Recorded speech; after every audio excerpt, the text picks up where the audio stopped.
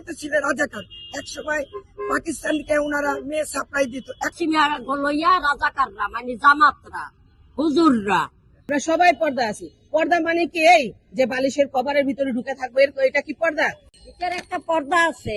এই পর্দাটা ঠিকই কে যে যাইবে দুনিয়াতে কোনে কর্ম করিয়া খাওকো, কিন্তু ওই যে রাজাকাররা ধরাই দিয়েছে স্বাধীনের শ্রম, সেই সময় আমি স্বাধীন পুরো দেখছি। ওই রাজাকারের হাতে জানো কি ওই এই বাংলাদেশ তুলে না যায়। স্বাধীন দেশে মহিলারা কর্ম করিয়া খাইব, নারীরা কর্ম করিয়া খাইব, যার যার ভিতরের পর্দাটা শিখিয়ে কা। তারপর যদি তারে কয় যে মহিলারা পর্দায় থাকবো, বেশ ভালো কথা। মহিলারা কি ঘরে বইয়া না খাইয়ে পর্দায় থাকবে? তারা কর্ম করবে না? কর্ম করলে মানুষ পর্দা হয়। ৭১-এর যুদ্ধের সময় কি কি দেখেছেন আপনি? আমরা দেখছি হিন্দুর ঘরে, মুসলমানের ঘরে কোনো একটা ভালো মেয়ে, ভালো বউ, ভালো সংসার এগুলি থাকবার পারে নাই। রাজাকাররা পশ্চিমবঙ্গ হাতে তুলে দিচ্ছে, তারপর তারা নির্যাতন হয়েছে, তারপর তারপরে মাইয়া ফেলাইছে, তারপর যে দেশ স্বাধীন হয়েছে, থানা আটক করছে, এগুলি আমরা সব দেখছি। জানা সত্ত্বে আমার কোনো মা বোনেরা যেন ওই জামাতের ভোট না দেয়, একটুকু বানাওয়াট না। যারা বলে তারা অসম স্বাধীন দেয় নাই, আমরা দেখছি, আমাকে মনে আছে, কিন্তু বানাওয়াট না।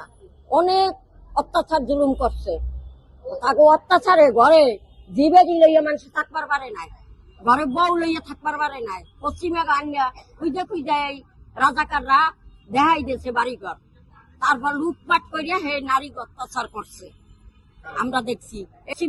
লইয়া রাজাকাররা মানে জামাতরা হুজুররা আমাদের নারী নিয়ে জামাতের নেতা বলেছে নারী নাকি পতিতা। উনি তো কোনো না কোনো নারীর গর্ভে জন্ম হয়েছে, তা উনি কি কোনো নারীর গর্ভে জন্ম নাকি কলা গাছকে ঘুরে হয়েছে? তারপরে ওনার বউ তো একজন ডাক্তার, কর্মজীবী। আগে ওনার বউ তো প্রতিবাদ করা উচিত ছিল যে আমার ঘরে কিভাবে বলতে পারে আমার হাজবেন্ড যে নারীকে পতিতা। তারপরে আবার উনি নাকি ওনারা নাকি জান্নাতের টিকিট দেয়। তা আমার খুব ইচ্ছা জান্নাতের টিকিট পাওয়ার, তাই না? তো মানুষ তো মরে গিয়ে কিভাবে বলবে যে আমি জান্নাতের টিকিট পাইছি? আগে বিক্রি করতে জান্নাতের টিকিট, তো জান্নাতের টিকিট বিক্রি করা শেষ তাদের। আমির হোসেন জান্নাতের টিকিট বিক্রি করা শেষ, এখন নারীদের নিয়ে তারা উঠে উঠে লেগেছে।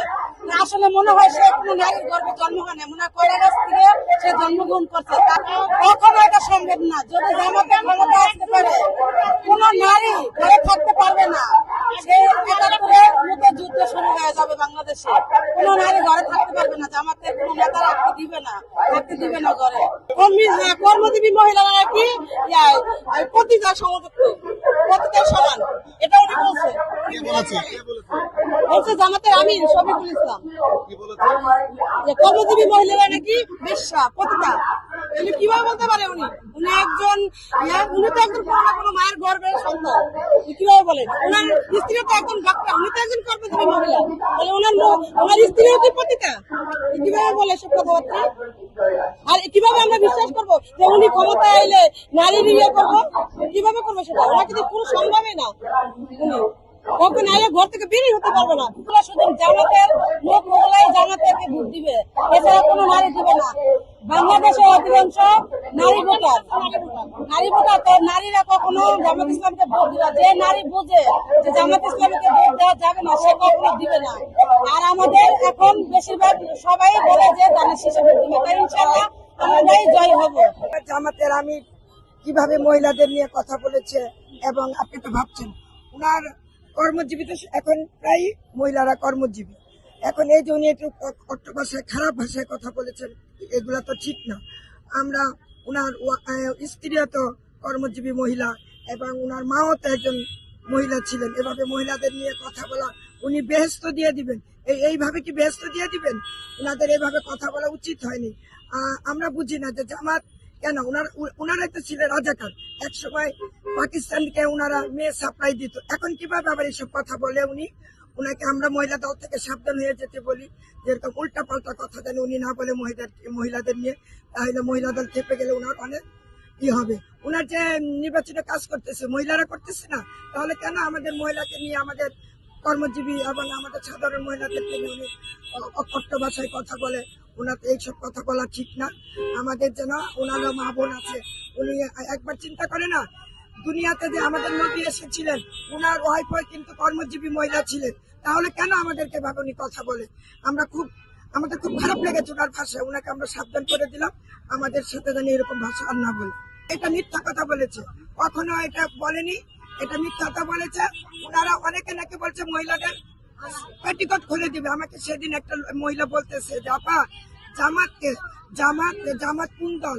উনি নাকি ভোট না দিলে উনি আমাদের গরিব একটা মহিলা বুয়া, যে আমাদের পেটিকোট খুলে দিবে। তাহলে উনারা যদি মহিলাদের সম্মানই করে, তাহলে কোথায় এইভাবে কথা বলতে পারে? উনি মিথ্যা কথা বলেছে, ওরা ভোট নেওয়ার জন্য ভোট আদায় করে মহিলাদের থেকে এবং জনগণ থেকে। জামাত বলেছে আমাদের ভোট দিলে আমরা পরকালে শান্তি পাবেন এবং পরকালে শান্তি পাবেন এবং জান্নাতে যেতে পারবেন। এগুলো একদম মিথ্যা কথা। অনেক মহিলারা তো বুঝে না, অনেকেই বুঝে না জামাত কি, জামাত কারা। ওনারা হচ্ছে রাজাকারের একটা অংশ, রাজাকারের দল, যারা বাংলাদেশের মা বোনদের খারাপ করেছে, মা বোনদের ইজ্জত লুটন করেছে। তারা কিভাবে মহিলাদের সম্মান করতে পারে? কিনা কয় এই জন্য আমরা মহিলারা আজকে কিনা কয় প্রতিবাদ করতেছি। ও যে বললো যে পতিতা, তাহলে কি ওর মা পতিতা? ও মা কি শ্রম দেয় না? ও মা কি কিনা কয় ওদের রান্না বান্না করে খাওয়ায় না? ওর বউ কি পতিতা? ওর মেয়ে কি পতিতা? ওরা কি কর্ম করে খায় না? ওরা কি ঘরে বসে বসে হাত পা তুলে তুলে খায়? ভাত তুলে খেতে হলেও কর্ম করতে হয়, কারণ ভাতটা আমার কিনা কয় নিজের হাতে তুলে খেতে হবে। তাহলে ও কিভাবে বললো মহিলাদের পতিতা? সে কিনা কয় এটা বোঝা যায় যে তার এই ভাষায় বোঝা যায় সে কোনো ভালো ফ্যামিলি থেকে আসেনি, সেও মনে হয় কোনো পতিতা ফ্যামিলির থেকে আসছে। এই জন্য তার পতিতাদের প্রতি এত দরদ, এত কিনা কয় এই জন্য উনি ওনার আরেকজন বলছে, ওনার দলের আরেকজন বলছে মেয়েরা ডাকসুর, মেয়েরা বেশ্যা। তার মানে ওনার সাথে, ওনার পরিবারের সাথে, ওনার জন্মগত ভাবে এইভাবে উনি একটা ইসের মধ্যে আছে যে পতিতাদের সাথে, বেশ্যাদের সাথে ওনার একটা ভালো একটা গভীর সম্পর্ক আছে। এই জন্য ওনারা প্রতিটা সভায়, প্রতিটা সমাবেশে ওনারা এই নামটা উচ্চারণ করবেই। এই জন্য কিন্তু আমরাও জাতীয়তাবাদী মহিলা দল, আমরা তো বেশ্যাবৃত্তি করি না, আমরা তো বেশ্যার ঘরে জন্ম নিইনি, আমরা একটা ভালো ফ্যামিলি থেকে আসছি। সবাই আমরা একটা ভালো উচ্চমানের ফ্যামিলি থেকে আসছি। এই জন্য আমরা তার বিরুদ্ধে আজকে প্রতিবাদ সমাবেশ করতেছি। কিভাবে দিবে? উনি সবাইকে বলতেছে যে কিনা কয় এই যে পতিতা। উনি যে এই যে 300 আসনের সিট দিছে, ওনার এখানে কি একটা মহিলা আছে? বলতে পারবেন আপনারা? কেউ বলতে পারবেন না। বিগত সময় ওনারা যত সময় কিনা রাজনীতি করেছে, কোন এমপি দিছে, সিট দিছে মহিলাদের? তাহলে কিনা ওনারা কিভাবে নারীদের মূল্যায়ন করবে? উনি তো সর্বপ্রথম যেখানে যায় সেখানে পতিতা বেশ্যা এরকম একটা স্লোগান দিয়ে যায়। তাহলে উনি কিভাবে আমাদের নারীদের কিনা মূল্যায়ন করবে? এতে কি বোঝা যায় না দেশের জনগণ কি বোকা? ওরা কি বুঝে না যে কিনা কয় এই জামাত ক্ষমতায় আসলে তারা কিনা কয় কিভাবে কি করবে, নারীকে কিভাবে মূল্যায়ন করবে, নারীকে পায়ের তলায় পিষে মারবে তারা। যে 71-এর সময় যেমন পাক বাহিনীর হাতে কিনা কয় আমাদের বাংলাদেশের নাগরিকদের তুলে দিয়েছে, সেইভাবে তারা আবার তুলে দিবে তাদের কোনো কিনা কয় শুভাকাঙ্ক্ষীদের হাতে আমাদের এরকম। তাই আমি বলবো যে জামাতের ভোটকে বর্জন করুন। আপনারা জাতীয়তাবাদী মহিলা দল বা জাতীয়তাবাদী বিএনপি দল, এই দলের পতাকা তলে আসুন। আমরা সবাই ধানের শীষে ভোট দেই, ধানের শীষে ভোট চাই। আমরা কি পর্দায় থাকি নাই? আপনি এই যে ছিলেন প্রোগ্রামে, সবাই কেউ কি পর্দায় ছিল না? আমরা সবাই পর্দা আছি। পর্দা মানে কি এই যে বালিশের কভারের ভিতরে ঢুকে থাকবো, এটা কি পর্দা? পর্দা হইলো আমার মনের ভিতরে, পর্দা হইলো আমার চোখের ভিতরে। আপনি দেখবেন এই 5ই আগস্টের পরে কয়টা জাতীয়তাবাদী দলের কিনা কয় পুরুষের ভিডিও ভাইরাল হয়েছে, আর কয়টা জামাতের ইসলামের কিনা কয় ভিডিও ভাইরাল হয়েছে যে নেতারা মহিলাদের সাথে হয়েছে। এটার নামে কি পর্দা?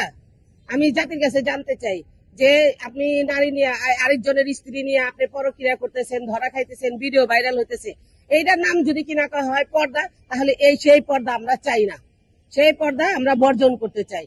আমরা স্বাধীন দেশের মানুষ, আমরা স্বাধীনভাবে থাকতে পারি। আমরা মুসলিম দেশের মানুষ, আমরা মুসলিম ভাবে যেভাবে কিনা মুসলিমরা থাকে আমরা সেইভাবে থাকতে চাই। আমরা এইভাবে থাকতে চাই না একজনের বউ আরেকজনের সাথে শয্যা সঙ্গিনী হবে।